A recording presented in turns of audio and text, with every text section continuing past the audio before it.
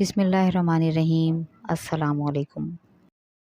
حضرت سیدنا مالک بن دینار رحمۃ اللہ علیہ نے فرمایا، ایک مرتبہ حج کے موسم میں خانہ کعبہ کا طواف کر رہا تھا۔ حاجیوں اور عمرہ کرنے والوں کی اتنی کثرت تھی کہ انہیں دیکھ کر تعجب ہوتا تھا۔ میرے دل میں یہ خواہش ابھری کہ کاش کسی طرح مجھے معلوم ہو جائے کہ ان لوگوں میں سے اللہ عز و جل کی بارگاہ میں کون مقبول ہے، تاکہ میں اس کو مبارکباد دوں، اور جس کے بارے میں معلوم ہو جائے کہ یہ مردود ہے اور اللہ عز و جل کی بارگاہ میں اس کا حج قبول نہیں، تو اس کو نیکی کی دعوت دوں اور اس کے لیے دعا کروں۔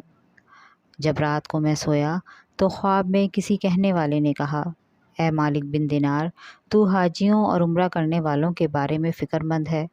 تو سن، اس مرتبہ اللہ عز و جل نے ہر چھوٹے بڑے، مرد اور عورت، سفید اور سیاہ رنگت والے، عربی اور عجمی، الغرض ہر حج اور عمرہ کرنے والے کو بخش دیا گیا ہے، لیکن ایک شخص کی مغفرت نہیں کی گئی۔ اللہ عز و جل کا اس شخص پر بہت زیادہ غضب ہے اور اللہ عز و جل اس سے ناراض ہے۔ اس کا حج قبول نہیں کیا گیا بلکہ اس کے منہ پر مار دیا گیا ہے۔ حضرت سیدنا مالک بن دینار رحمۃ اللہ علیہ فرماتے ہیں، اس خواب کے بعد میری جو حالت ہوئی اسے اللہ عز و جل ہی بہتر جانتا ہے۔ میں نے یہ گمان کر لیا کہ وہ مغضوب شخص شاید میں ہی ہوں اور اللہ عز و جل مجھ سے ناراض ہے۔ میں بہت پریشان رہا، سارا دن اسی غم اور فکر میں گزر گیا۔ پھر دوسری رات تھوڑی دیر کے لیے میری آنکھ لگی تو پھر مجھے اسی طرح کا خواب نظر آیا اور ایسی ہی غیبی آواز سنائی دی۔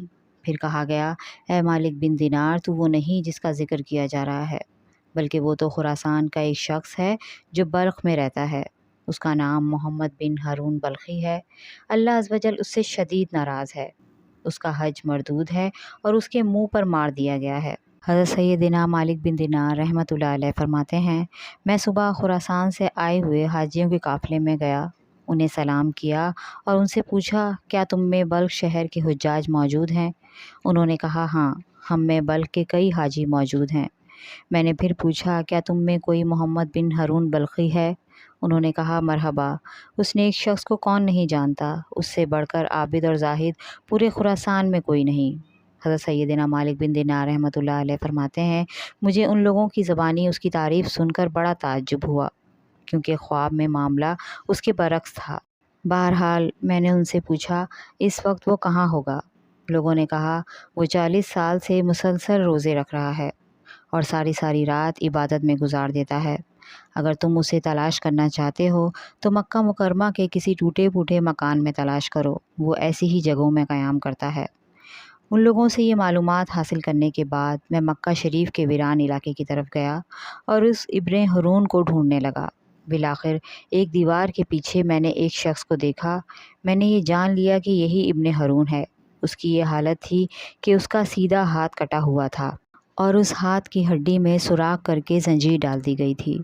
ابن ہارون نے اپنے کٹے ہوئے ہاتھ کو زنجیر کی مدد سے گردن سے لٹکایا ہوا تھا۔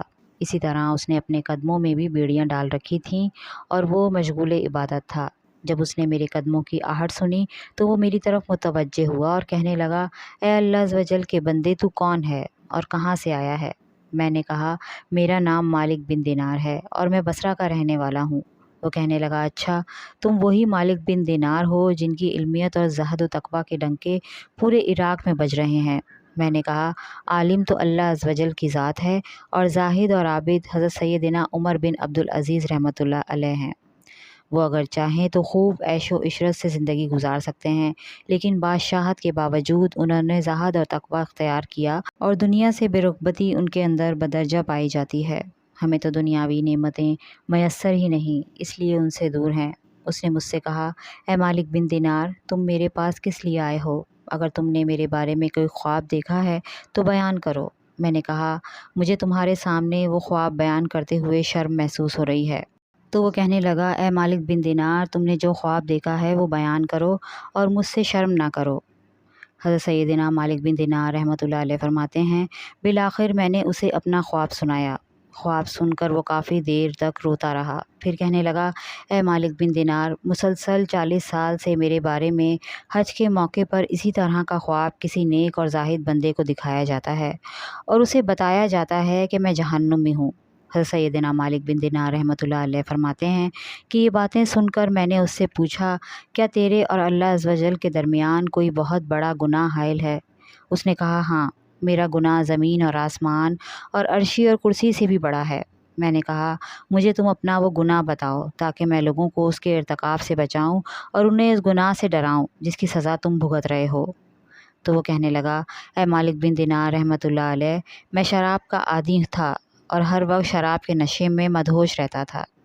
ایک مرتبہ میں اپنے ایک شرابی دوست کے پاس گیا، میں نے وہاں خوب شراب پی اور پھر جب مجھ پر نشہ طاری ہونے لگا اور میری عقل پر پردہ پڑ گیا تو میں نشے کی حالت میں گرتا پڑتا اپنے گھر پہنچا اور دروازہ کھٹکھٹایا۔ میری زوجہ نے دروازہ کھولا۔ میں گھر میں داخل ہوا تو میری والدہ تنور میں آگ جلا کر لکڑیاں ڈال رہی تھی اور اس میں خوب آگ بھڑک رہی تھی۔ جب میری والدہ نے مجھے نشے کی حالت میں دیکھا تو میری طرف آئی۔ میں لڑکھڑا کر گرنے لگا تو اس نے مجھے تھام لیا اور کہنے لگی، آج شعبان المعظم کی آخری تاریخ ہے اور رمضان المبارک کی پہلی رات شروع ہونے والی ہے۔ لوگ صبح روزہ رکھیں گے اور تیری صبح اس حالت میں ہوگی کہ تو شراب کے نشے میں ہوگا۔ کیا تجھے اللہ عز و جل سے حیا نہیں آتی؟ یہ سن کر مجھے غصہ آ گیا اور میں نے ایک گھونسا اپنی والدہ کے سینے پر مارا اور اسے اٹھا کر جلتے ہوئے تنور میں ڈال دیا۔ میں اس وقت نشے میں تھا اور میرے ہوش و حواس بحال نہ تھے۔ جب میری زوجہ نے یہ دردناک منظر دیکھا تو اس نے مجھے دھکیل کر ایک کوٹری میں بند کر دیا اور باہر سے کنڈی لگا دی تاکہ پڑوسی میری آواز سن نہ سکیں اور انہیں معاملے کی خبر نہ ہو۔ میں اسی طرح نشے کی حالت میں پڑا رہا۔ جب رات کافی گزر گئی تو مجھے ہوش آیا۔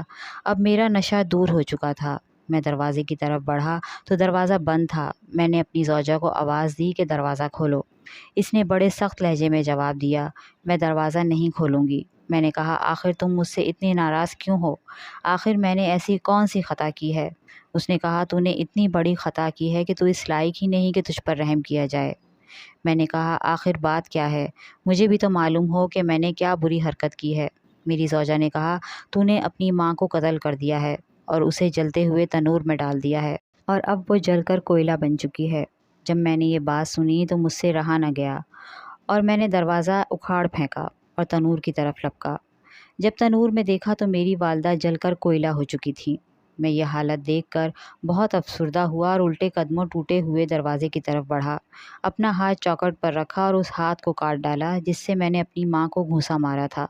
پھر میں نے لوہا گرم کر کے اس ہاتھ کی ہڈی میں سوراخ کیا اور اس میں زنجیر ڈال کر گلے میں لٹکایا۔ پھر اپنے دونوں پاؤں میں بھی بیڑی ڈال لی۔ اس وقت میری ملکیت میں 8,000 دینار تھے۔ وہ سب کے سب میں نے غروب آفتاب سے قبل صدقہ کر دیے۔ 26 لونڈیاں اور 23 غلام آزاد کیے اور اپنی تمام جائیداد اللہ عز و جل کے نام پر وقف کر دی۔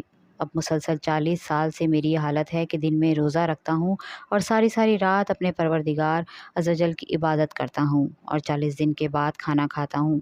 صرف افطاری کے وقت تھوڑا سا پانی اور کوئی معمولی سی چیز کھا لیتا ہوں۔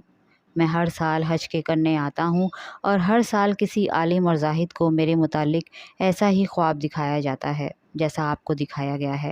یہ ہے میری ساری داستان عبرت نشان۔ حضرت سیدنا مالک بن دینار رحمۃ اللہ علیہ فرماتے ہیں، یہ سن کر میں نے اس کے چہرے کی طرف اپنا ہاتھ بڑھایا اور کہا، اے منحوس انسان، قریب ہے کہ جو آگ تجھ پر نازل ہونے والی ہے وہ ساری زمین کو جلا ڈالے۔ پھر میں وہاں سے ایک طرف ہو گیا اور ایک جگہ چھپ گیا تاکہ وہ مجھے دیکھ نہ سکے۔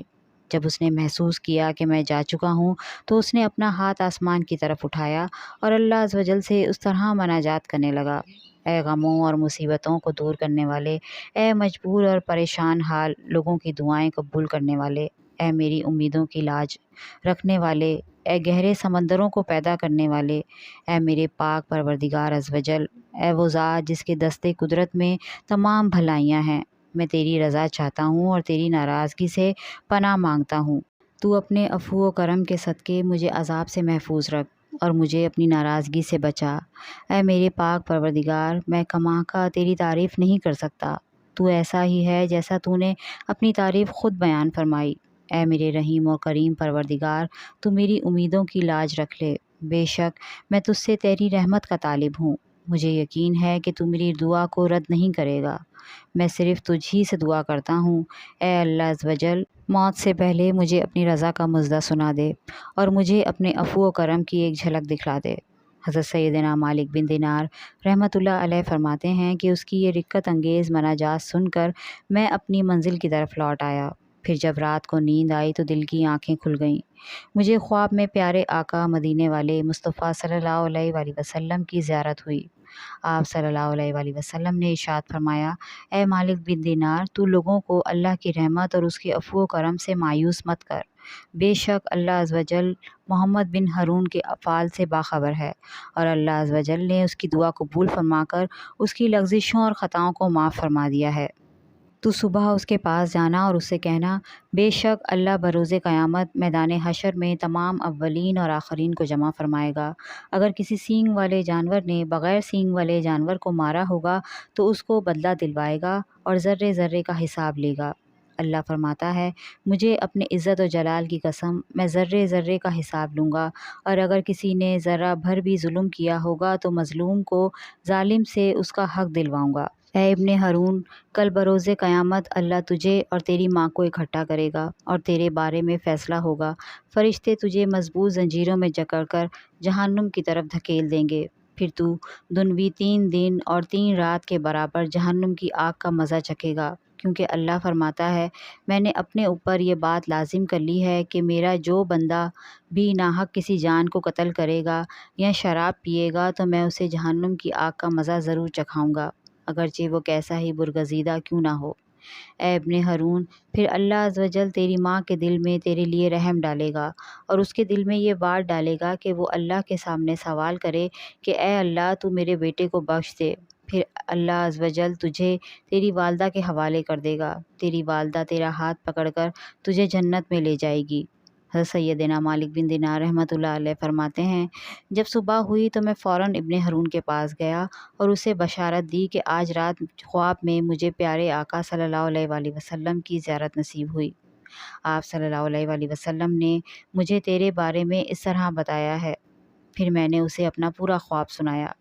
خدا کی قسم، میرا خواب سن کر وہ جھوم اٹھا اور اس کی روح اس طرح آسانی سے اس کے تن سے جدا ہوئی جیسا کہ پتھر کو جب پانی میں ڈالا جائے تو وہ آسانی سے نیچے کی جانب چلا جاتا ہے۔ پھر اس کی تجہیز و تکفین کا انتظام کیا گیا اور میں نے اس کے جنازے میں شرکت کی۔ میری اللہ تعالیٰ سے دعا ہے کہ اللہ تعالیٰ ہم سب پر اپنا رحم فرمائے اور ہم سب کو اپنی رحمت کاملہ کا سایہ عطا فرمائے، ہمیں لمحہ بھر کے لیے بھی جہنم کی آگ میں نہ ڈالے۔ ہمارے کمزور جسم جہنم کی آگ کو برداشت نہیں کر سکتے، ہم سے تو دنیاوی آگ کی چنگاری بھی برداشت نہیں ہوتی، جہنم کی وہ سخت آگ کس طرح برداشت ہوگی۔ اللہ عز و جل ہمیں حضور صلی اللہ علیہ وآلہ وسلم کے صدقے نار جہنم سے محفوظ رکھے اور ہماری خطاؤں کو معاف فرمائے، ہمیں دین و دنیا کی بھلائیاں عطا فرمائے اور اپنی دائمی رضا سے مالا مال فرمائے، اور حضور صلی اللہ علیہ وآلہ وسلم کی ساری امت کی مغفرت فرمائے، آمین۔ پیارے دوستوں، اگر آپ کو میری ویڈیوز پسند آ رہی ہیں تو میری ویڈیو کو لائک اور شیئر کریں اور ہمارے چینل کو سبسکرائب کریں۔ شکریہ۔